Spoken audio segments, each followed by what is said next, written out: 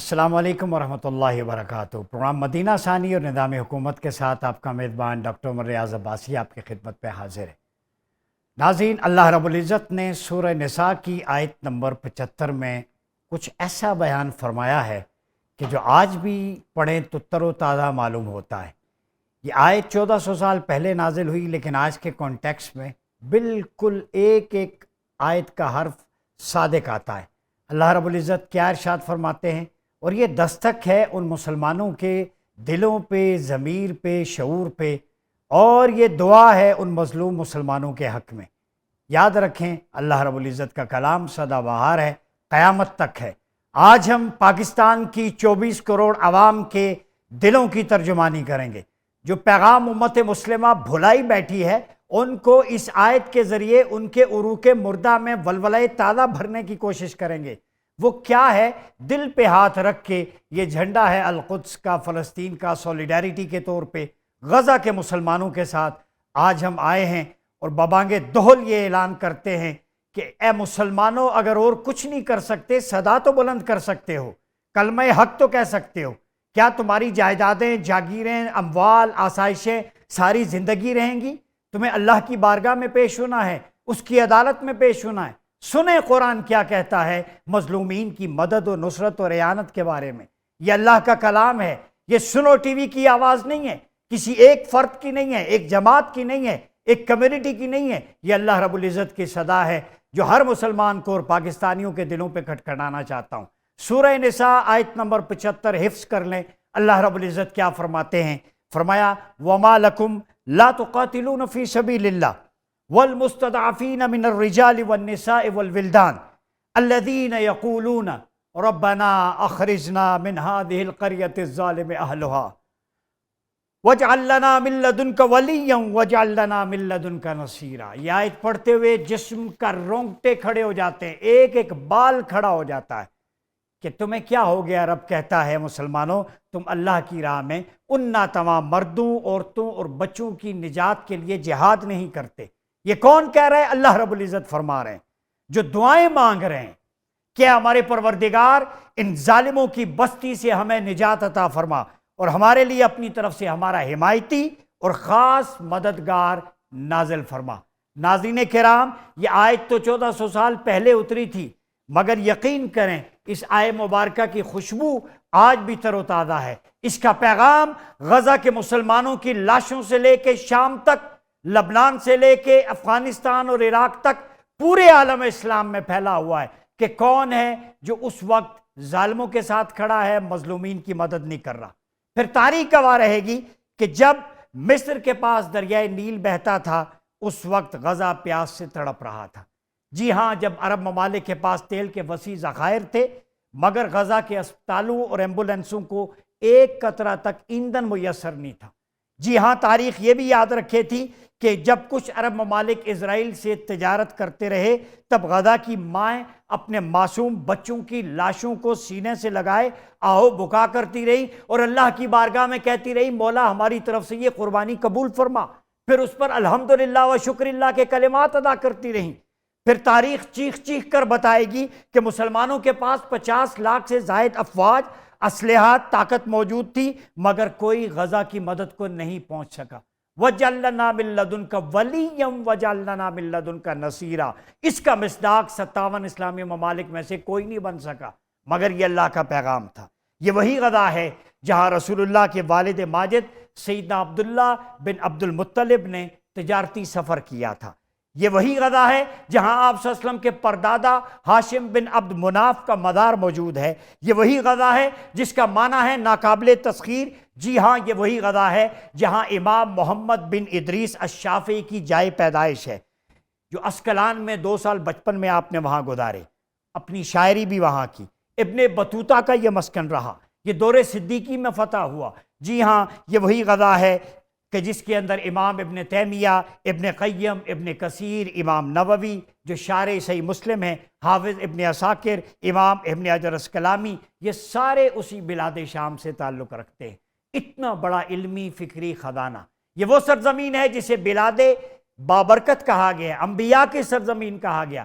جس کی قرآن میں متعدد جگہ ذکر ہے، جس میں سورہ قریش میں رحلت الشتاء والصیف ایک سفر یمن کی طرف اور دوسرا مفسرین نے کہا امام قرطبی نے وہ غزہ کی طرف ہے، جس کا ذکر قرآن میں، جس کا ذکر احادیث میں، وہ غزہ جسے آپ صلی اللہ علیہ وسلم نے، طبرانی کی روایت ہے، فرمایا کہ وہ دلہنوں میں سے ایک دلہن الغزہ ہے جسے رسول اللہ نے دلہن قرار دیا۔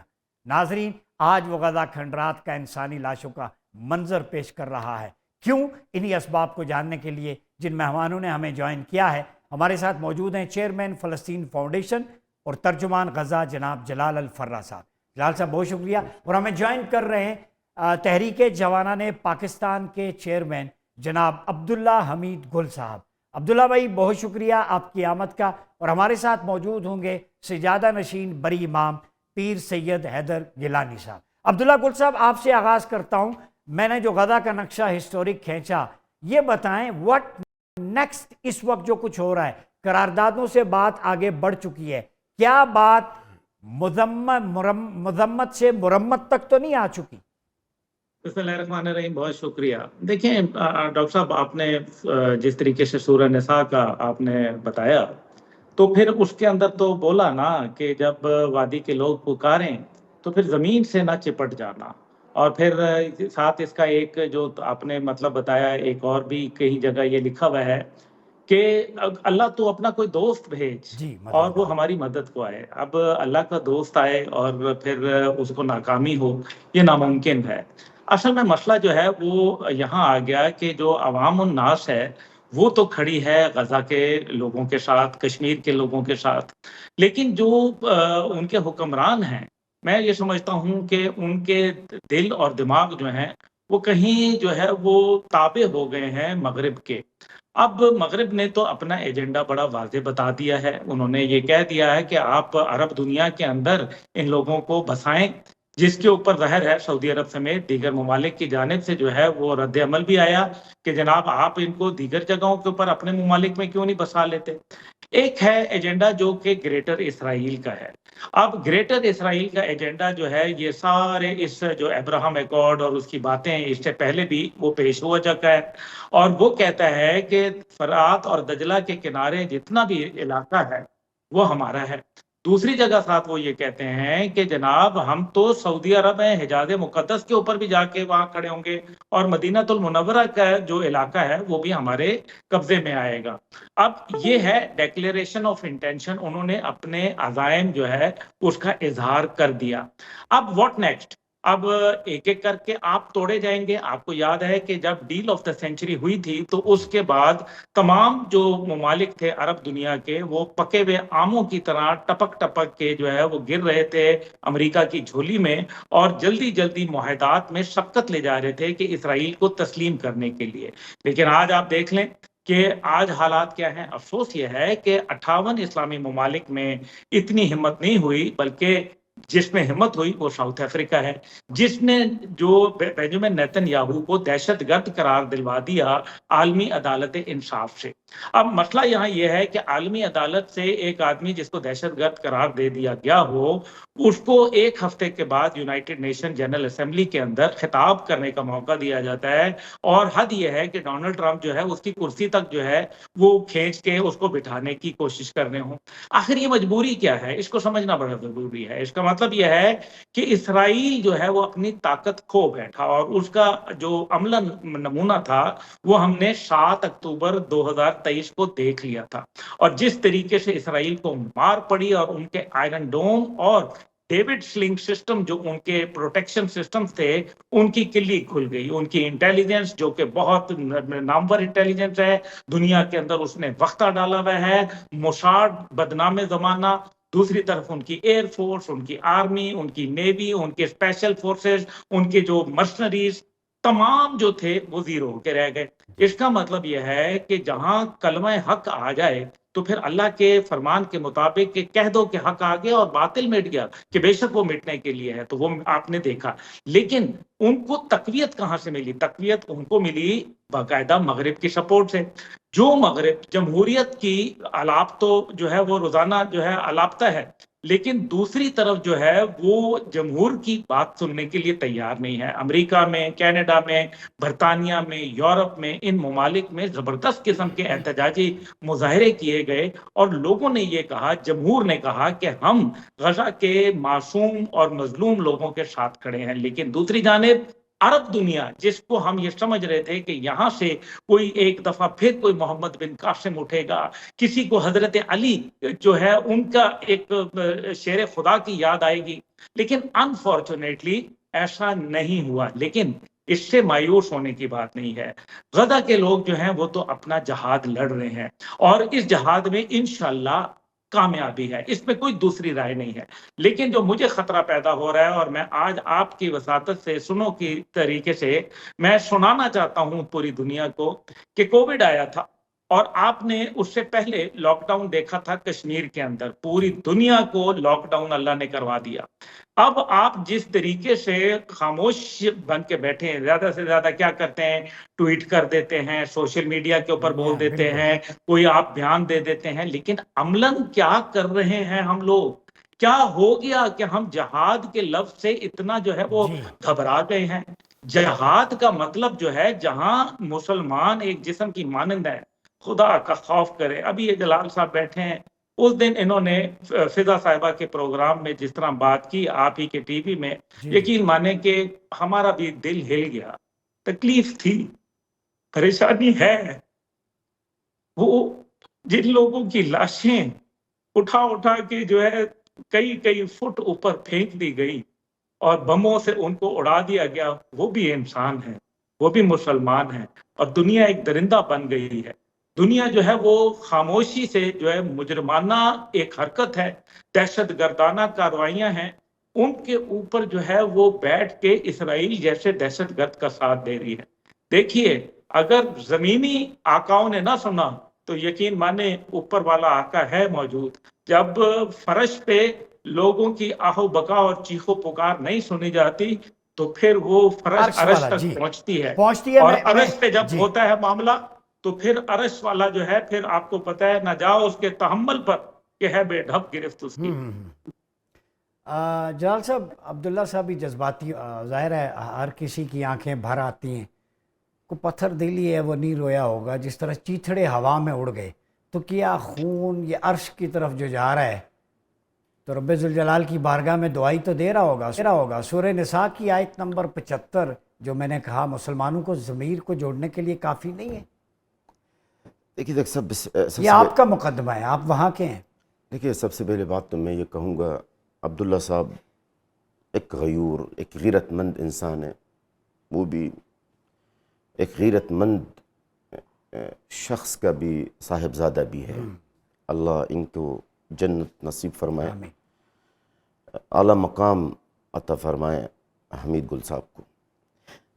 دیکھیے ڈاکٹر صاحب، اب یقین کریں، اب ہمارے پاس کوئی الفاظ نہیں رہے بات کرنے کے لیے، کچھ کہنے کے لیے۔ ایک بات میں ضرور کمنٹ کروں گا جو عبداللہ بھائی نے کی تھی نا، کہ اسرائیل کو تقویت کہاں سے ملی ہے؟ مغرب و طاقت سے، امریکہ۔ اول تو ہمیں امریکہ کو الگ ملک سمجھنا نہیں چاہیے، امریکہ اسرائیل ایک ہی ہے، ایک تو یہ سے بات طے ہے، ایک سکے کے دو رخ۔ یس، تقویت تقویت ان کو ملی ہے عرب اور مسلمانوں کی بزدلی سے بھی ملی ہے۔ جو ہمارے عرب کی بزدلی ہے اور ہمارے امت مسلمہ کی جو بزدلی ہے نا، اس سے بھی اسرائیل کو تقویت ملی ہے، جس کی وجہ سے آج ان کیمرہ ہمارے بچوں کو جلایا جا رہا ہے، قتل عام کر رہے ہیں، ان کو پرواہ نہیں ہے۔ حتیٰ کہ ان کے جو سپاہی یہودی ہے، اسرائیلی، وہ باقاعدہ خود کلپس بناتے ہیں، ویڈیوز بنا کے وائرل کرتے ہیں، جہاں جہاں وہ بمباریاں کرتے ہیں، جہاں جہاں وہ پورا کالونیز کو یا سوسائٹیز کو اڑا دیتے ہیں، وہاں پہ ویڈیوز بناتے ہیں، کیونکہ ان کو پرواہ ہی نہیں ہے۔ They don't care about Arab, about Islam, Muslims, never۔ ان کو پتہ ہی ہے کہ جب ہمیں کچھ ہونا، ہمارا کوئی احتساب کرنا والا نہیں ہے، جب ہمارا کوئی احتساب والا کرنا والا کوئی نہیں ہے، تو یہ جرم کرتے رہیں گے، یہ ظلم کرتے رہیں گے۔ میرے بچوں کے آج جو آپ کے سامنے، دنیا کے سامنے عبداللہ بھائی نے جیسا بتایا کہ ہمارے بچوں کا تو آسمان ان کی لاشیں بھی اڑنے لگے، اور بھی بہت کچھ ہے غزہ کی. میں آپ کو بتاؤں، عبداللہ بھائی بھی سن رہے ہیں، یقین کرے ڈاکٹر صاحب، غزہ کی جو حالات ہے نا، یہ آپ کا پروگرام 1 گھنٹہ 2 گھنٹہ 4 گھنٹہ، یہ 100 گھنٹہ کیا سال بھی پورا نہیں کر سکوں گا اگر میں غزہ کے عوام کے، میری عوام کی، میری قوم کے حالات بتانا شروع کر دوں. میں دور نہیں جاؤں گا، میں اپنے گھر کے لوگوں کا حالات بتانا شروع کر دوں نا تو شاید مجھے سال لگ جائے گا. تو میرے خیال میں اس وقت امت مسلمہ پر ایک فرض بنتا ہے، اگر وہ اپنا آپ کو امت مسلمہ سمجھتے ہیں، اگر وہ امت محمد رسول اللہ صلی اللہ علیہ وسلم کو اپنا آپ کو سمجھتے ہیں، تو ان کے اوپر ایک فرض بنتا ہے کہ ابھی اٹھے یار، اور کتنا چاہیے آپ کو، اور ابھی مزید اور کتنی لاشیں چاہیے فلسطینیوں کے غزہ، اور وہاں پر اور کتنا خون چاہیے، بتائیں نا کب جاگیں گے، یہ مجھے سمجھ میں نہیں آ رہا. میں آتا ہوں آپ کی طرف. پیر حیدر گیلانی صاحب ہمارے ساتھ موجود ہیں، سجادہ نشین ہیں بری امام کے. شاہ صاحب بہت شکریہ آپ کی آمد کا. یہ بتائیں، غزہ میں رکنے نہیں پا رہا سلسلہ، قیامت خیز، قیامت صغریٰ، جلال الفرا نے جیسے عبداللہ بھائی نے کہا کربلا ثانی ہے. آپ اس کو کس کانٹیکسٹ میں دیکھتے ہیں، اور بحیثیت ایک گدی نشین کے آپ کا روحانیت تصوف سے تعلق ہے، آپ کیا میسج دیں گے؟ اس وقت کیا کرنا چاہیے پوری امت اور قوم کو؟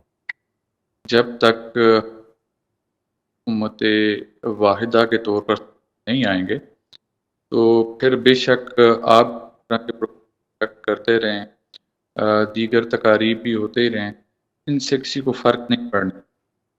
ہاں یہ ضرور ہے کہ ہم اپنے بوجھ ضرور ہلکا کر، ہاں جی ہم نے اپنے تئیں یہ کوشش کر اور دنیا کی توجہ قبول کرائی. آپ دیکھ سکتے اب میڈیا بڑا فاسٹ ہے. میری پریس کانفرنس سے پہلے ہی چیزیں اقوام عالم تک پہنچ چکی ہوتی ہیں، لیکن وہ صرف ہماری باتوں کو اس لیے نہیں سن رہے کہ اگر ہم میں سے کوئی ایک ایسا سٹیپ لیتا ہے کہ وہ فلسطین کے سامنے آنے کی کوشش کرے تو دوسرا لیگ پولنگ پر لگا ہوتا ہے، بیک بائٹنگ ہو رہی. میں اکثر و بیشتر صلح حدیبیہ کی مثال دیتا ہوں کہ حضور نبی صلی اللہ علیہ وسلم نے مکہ کو فتح کرنے سے پہلے اپنے مضبوط کیا. خدا را یہ مسلکی اختلاف سے باہر نکلیں، ایک دوسرے کی ٹانگیں کھینچنا چھوڑیں. اگر کوئی ایک مکتب کسی چیز آواز کو لے کے چلتا ہے، دوسرا اس کے پیچھے لگ جاتا ہے، تو ایسے میں ہم لوگ کیا فلسطین کو آزاد؟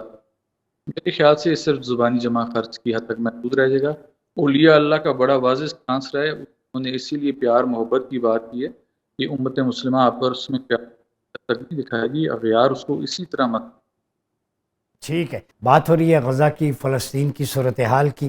عبداللہ بھائی یہ بتائیں کہ ابھی میں جلال الفرا صاحب سے بریک پہ بات ہو رہی تھی، OIC عرب لیگ، تو وہ کہہ رہے تھے ان کا نام تو ہمارے سامنے نہ لیں.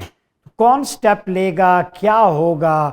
عالمی عسکری اتحاد جو ہے وہ بھی کسی کام کا نہیں ہے. تو کیا آپ نہیں سمجھتے کہ میں نے کل ایک ویلاگ میں بھی یہ بات کی تھی کہ حج کے موقع پر سارے مسلم ریپریزنٹیو اکٹھے ہوں، فارن اور ڈیفنس پالیسی ایک اناؤنس کر دیں؟ تو کیا یہ پریکٹیکل سولوشن ہے آپ کی نظر میں؟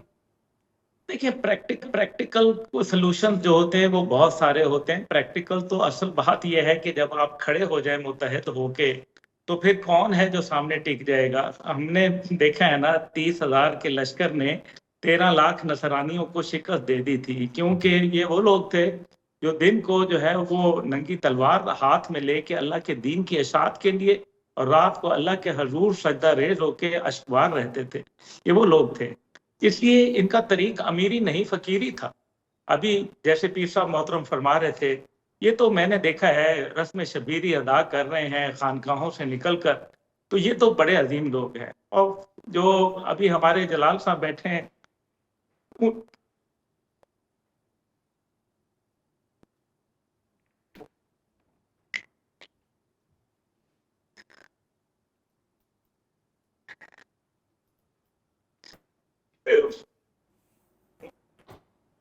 معافی دیتے ہیں، معافی مانگتے ہیں، صرف معافی اور کچھ نہیں.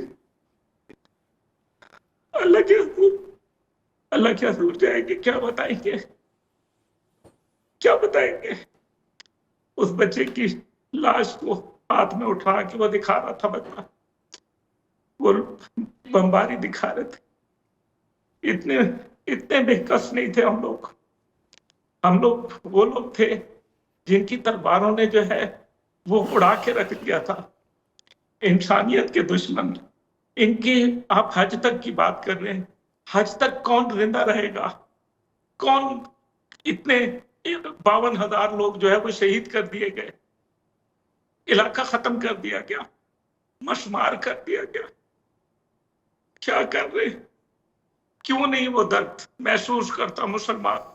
58 लाख इज्तमाई फौज है हमारे पास, 58 लाख। मईशत है, तेल की दौलत से सरशार। ईरान को अभी बात की पीर साहब मोहतरम ने, आइसोलेट कर दिया गया, यहां से उसको शाम के अंदर तब्दीली आ गई, लबनान के अंदर जो है वो हसन नसरुल्लाह साहब और दीगर को शहीद कर दिया गया।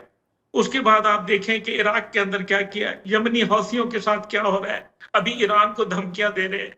आज अपने साथ कम से कम खड़े तो होना चाहिए था। शिया सुन्नी बरेलवी देवबंदी इन सबको छोड़ दें।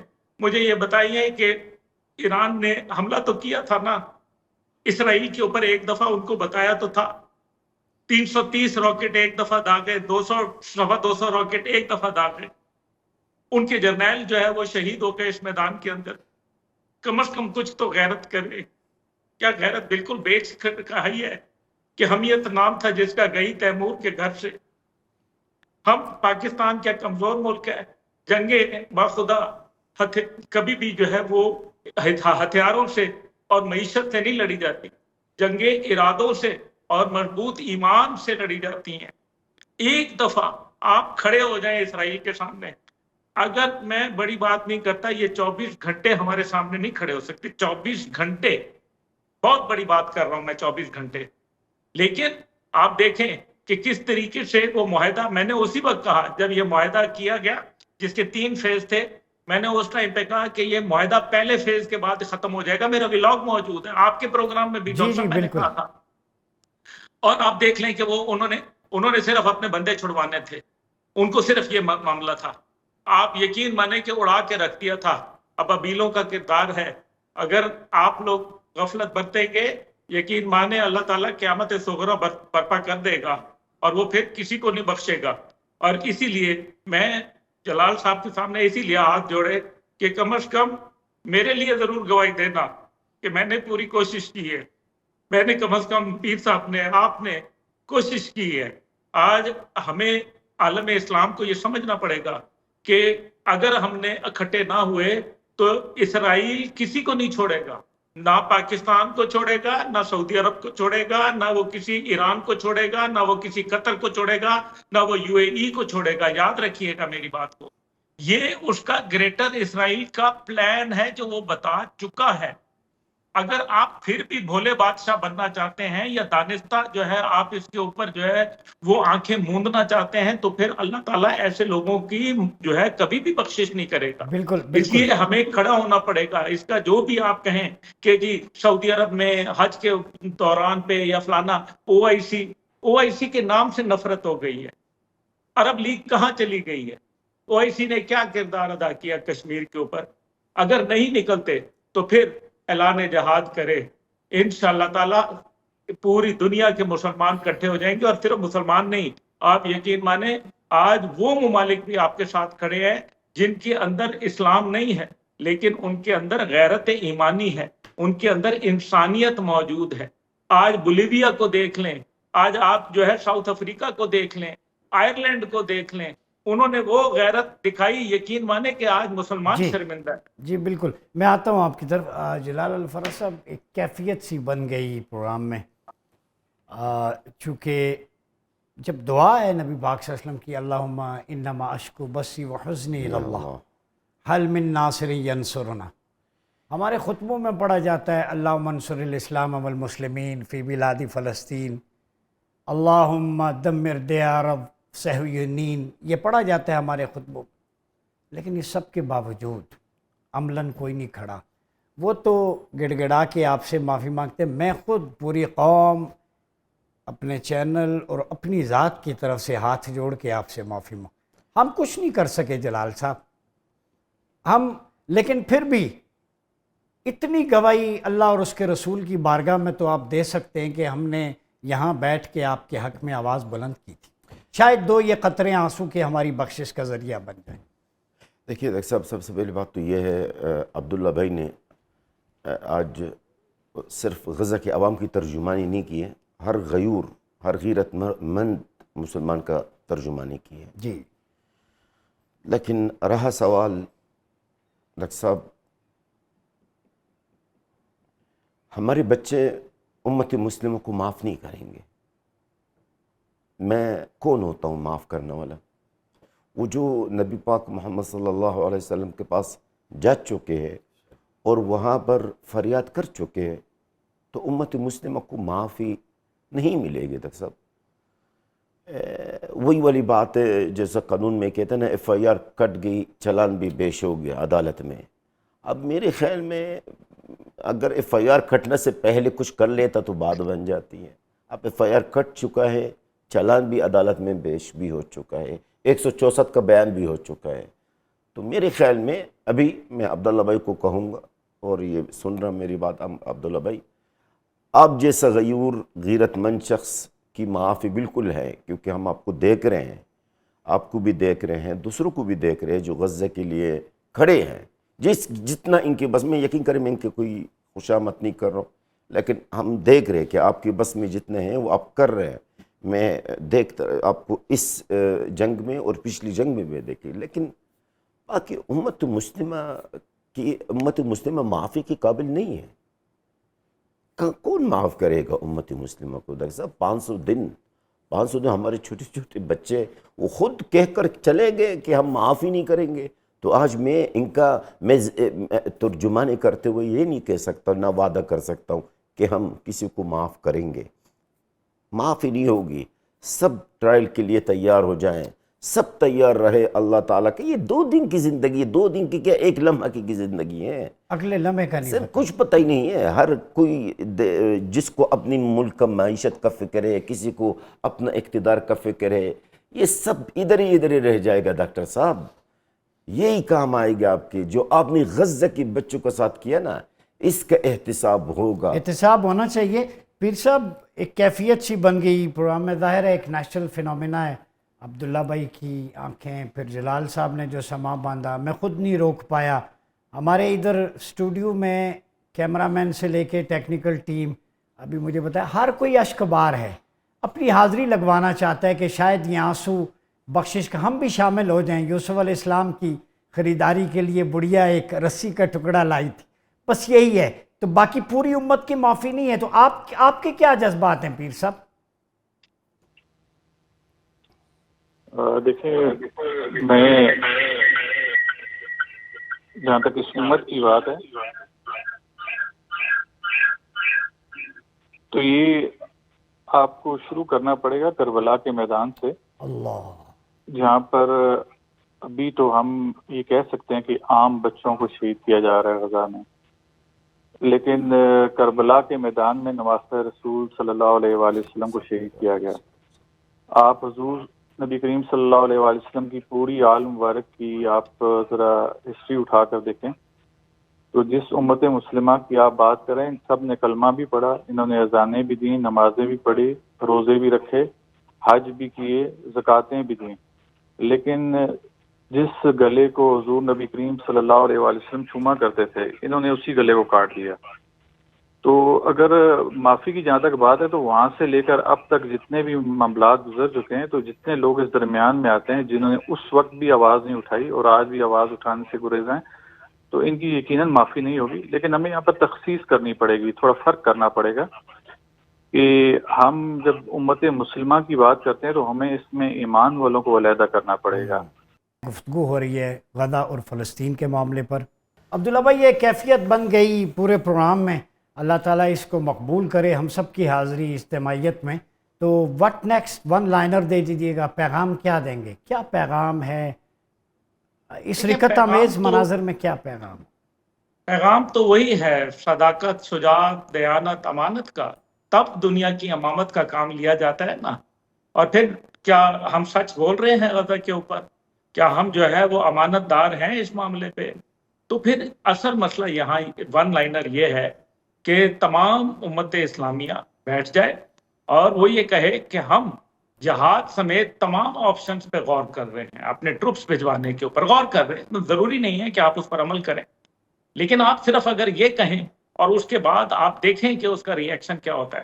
ورنہ اگر یہ نہیں ہے تو پھر ایف آئی آر تو کاٹی چکی ہے. اب جلاد کی باری ہے، وہ پھر باری باری لے گا یا ایک ہی وقت میں سب کو کرے گا، یہ رب تعالیٰ کی مرضی ہے. لیکن حقیقت یہ ہے کہ ہمیں جو ہے وہ اس ٹائم پہ کسی اور چیز کی ضرورت نہیں ہے. ہمیں اتحاد امت کی ضرورت ہے کہ واعتصموا بحبل اللہ جميعا ولا تفرقوا.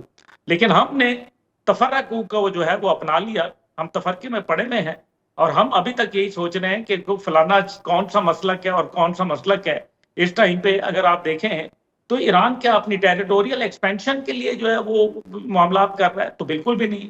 کیا اس کو وہاں سے غزہ نے کوئی جو ہے وہ وہاں تیل کے کنویں مل گئے ہیں؟ ایسا کچھ نہیں ہے بھائی. یہ پاکستان بھی بڑا مضبوط ملک ہے. آج پاکستان اپنے پورے قد کے ساتھ کھڑا ہو جائے باخدا اسرائیل جو ہے دم دبا کے بھاگ جائے گا. لیکن مسئلہ یہاں یہ ہے کہ ہم مصلحتوں کا شکار ہیں اور ہم جو ہے وہ اللہ کی ان آیات کو جس کا شروع میں آپ نے تلاوت کر دی اس سے ہم جب منکر ہوں گے تو پھر وہ آپ نے سنا ہی ہے کہ اور پھر وہ وقت آئے گا جب تم اللہ کی آیتوں کو جھٹلاؤ گے. تو جھٹلائے گا کون؟ کافر تو اللہ کی آیت کو مانتا ہی نہیں ہے، جھٹلاتا مسلمان ہے، مسلمان ہی ہے. کمزور عقیدے جی والا مسلمان. جی جلال الفرا صاحب یہ بتائیں کہ ایک چیز سنو ٹی وی نے ہم نے اپنی طرف سے پوری کوشش آپ کے ساتھ کھڑے آواز بلند کر رہے ہیں، میسج کیا ہے آپ؟ میں پیر صاحب کو تھوڑا سا میں پیر صاحب کی باتوں پہ میں ایک بات کمنٹ کرنا چاہتا ہوں. پیر صاحب کا یہ فرما رہا ہے کہ ایمان والوں کو الگ کرنا چاہیے. ہمیں ایک طرح سے ایک غلط فہمی بھی ہے کہ ہم ہمیشہ بلیم کرتے ہیں حکمرانوں پر، افواجوں پر، مسلمان کے جو حکمران ہیں، عرب ممالک کے جو حکمران ان پر ہے. ہم عوام کو سائد پہ رکھتے ہیں، جبکہ آپ کو بھی پتا، مجھے بھی پتا عوام کی طاقت کتنی ہوتی ہے. آج مجھے یہ بتائیے جو قریب ممالک فلسطین سے، غزہ سے جو قریب ممالک ہے، چاہے وہ مصر ہے، اردن ہے، سیریا ہے، لبنان ہے، یہی میں انہی کی بات کروں گا. اگر یہی عوام روڈ پہ کھڑے ہو جاتے ہیں جتنا وہ فٹ بال میچ کے لیے یا کرکٹ میچ کے لیے کھڑے ہو جاتے ہیں لاکھوں کی تعداد میں، اگر یہی لوگ ہیں جن کے اندر ایمان والے ہیں، ایمان والی بھی ہے نا ان کے اندر ہے، جس طرح فرمایا پیر صاحب نے، یہ کھڑے ہو کے اپنے گورنمنٹ کو کہتے ہیں کہ ہم یہاں سے نہیں ہلیں گے جب تک یہ پانی ہمارے بہن بھائیوں کو نہیں پہنچائیں گے غزہ، ٹھیک ہے، اور خوراک، ہم یہاں سے نہیں ہلیں گے. ہم آپ کی پارلیمنٹ اور آپ کی ایوان صدر، میں اپنے عرب ملک کی بات کر رہا ہوں جہاں ہمارے مسلمان کا قلعہ ہے، اسلام کا قلعہ ہے، یہاں سے ہم نہیں ہلیں گے جب تک آپ اس جنگ کو نہیں روکیں گے، جب تک ہمارا بہن بھائیوں کو غزہ کے اندر ریسکیو نہیں کریں گے، جب تک ان کو کھانا خوراک دوائیں نہیں پہنچائیں گے. کیا نہیں کریں گے وہ؟ کیوں بالکل کریں گے. کیوں ہم بھول گئے کہ عربوں نے اپنے ملک کے لیے کیا کیا نہیں کیا ہے. ہر ملک میں احتجاج ہوئے اور رجیم چینج ہو گیا، ہر ملک میں، چاہے وہ مصر ہو، چاہے دوسرا ہو، تیسرا ہو. کیوں آج ہماری ایمان والے عرب ممالک کی میں بات کروں گا، وہ کیوں نہیں کھڑے ہوتے؟ میں ریبٹل لے لوں. پیر صاحب مختصراً کیونکہ 30 سیکنڈ شاید رہ گئے، آپ یہ بتائیں کہ پیغام کیا ہے ایک خانقاہ کے سجادہ نشین کی حیثیت سے؟ آپ کا کیا پیغام ہوگا آخر میں پاکستانیوں کے لیے، امت کے لیے؟ جی، میں عام عوام کے لیے تو ہمارا پیغام یہی ہوگا کہ وہ جو جہاد کی مختلف ٹرمز اللہ پاک نے قرآن کریم میں استعمال کی، آپ اس کے مطابق اگر آپ جہاد بالنفس نہیں کر سکتے تو آپ جہاد بالمال کریں، اور وہ نہیں کر سکتے جہاد بالزبان کریں، جہاد بالقلم بھی کر سکتے ہیں. سوشل میڈیا کا دور ہے، ہر پلیٹ فارم پہ آپ آواز اٹھا سکتے ہیں. لیکن ساتھ ہی ساتھ میں جو اصل میسج ہے وہ حکمرانوں کے لیے دوں گا کہ بس اب بہت ہو گیا. دیکھیں، موت جو ہے وہ کسی اچھے لگژری بیڈ کے اوپر بھی آ جانی ہے، تو وہ جو موت آئے گی اس کا فائدہ نہیں ہوگا. تو ہم بھی بڑی تعیش زندگی گزار رہے ہیں، اللہ کا بڑا شکر ہے، لیکن ہم پھر بھی کہتے ہیں کہ اب بہت ہو گیا، ہم مزید بچوں کو مرتا، عورتوں کو بے آبرو ہوتا نہیں دیکھ سکتے. تو لہٰذا اب جو امت مسلمہ ہیں ان کے حکمرانوں کو چاہیے کہ مل بیٹھ کر اس کا ایک ہی 1 پوائنٹ سولوشن ہے کہ صرف ایک بڑک مار دیں. میں نے ایک لاسٹ ٹائم بھی اپنے ایک بیان میں بات کی کہ آج اگر ہمارے ملک کی جو وہ صرف ایک زبردست قسم کا بیان جاری کر دیں اور جس میں وہ ایک کوئی الٹیمیٹم دے دیں کہ اس کے بعد اگر معاملات اسی طرح رہے تو ہم پھر پیچھے نہیں ہٹیں گے اور ہم اسٹیپ فارورڈ کریں گے، تو میں کہتا ہوں ان کے صرف یہ الفاظ ادا کرنے اسرائیل اپنی جارحیت سے یقیناً باز آ جائے گا۔ بعد آ جائے گا۔ بہت شکریہ پیر حیدر گیلانی صاحب، عبداللہ حمید گل صاحب، جلال الفرہ صاحب۔ ایک دعا ہے اس ساری گفتگو کے بعد جو اللہ کے رسول کی بارگاہ میں، اللہ کے حبیب صلی اللہ علیہ وسلم کی بارگاہ میں ہم سب کی طرف سے اجتماعی طور پر ہے۔ آج کوئی ایکسٹرا نہیں ہے، صرف ایک دعا اور التجا لے کے یہاں سے اٹھتے ہیں کہ یا رسول اللہ انظر حالنا، یا حبیب اللہ اسمع قالنا، اننا فی بحر غم مغرقن خذ ایدینا سہل لنا اشکالنا۔ یا رسول اللہ نظر کرم فرمائیے، غریبم بے نواہم خاک سارم یا رسول اللہ، پریشانم پریشانم پریشانم یا رسول اللہ۔ اپنا بہت خیال رکھیے گا۔ اپنے میزبان ڈاکٹر مرے اجازت دیجیے، اللہ حافظ۔